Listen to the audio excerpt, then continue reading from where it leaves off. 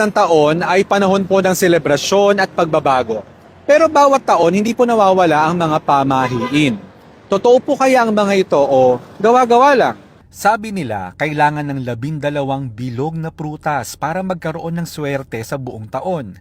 Science says, walang koneksyon ng prutas sa swerte. Ngunit, hindi ito nakakaapekto sa ating kapalaran. Jumping at midnight, sabi ng iba para daw tumangkad. Fact check, walang epekto ang pagtalon sa pagtangkad. Ang height ay nakabase po sa genes at nutrisyon, hindi sa gravity ng pagtalon sa bagong taon. Isa pa, huwag magwalis sa New Year's Day para hindi mawala ang swerte. Ito ay paniniwala lamang na ipinamana sa kultura pero walang siyentipikong basihan. Mag-polka dots daw para humatak ng pera. Circles are symbols of infinity and prosperity. Pero ang pera ay hindi basta lumalabas dahil lang sa damit.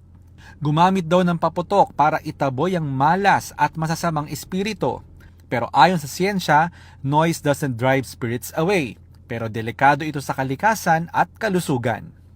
Ang tunay na swerte po ay dahil sa ating pagsusumikap, tamang desisyon at pagsisipag sa buhay. Hindi po nakukuha sa mga pamahiin. Kaya simulan po natin ang taon na ito na may positibong pananaw sa buhay. Para sa akin, ang tunay na swerte ay hindi galing sa mga pamahiin, kundi ang Diyos na nagbibigay ng lakas, karunungan at pagkakataon. Kaya maraming salamat po sa Diyos sa pagkakataon na ito.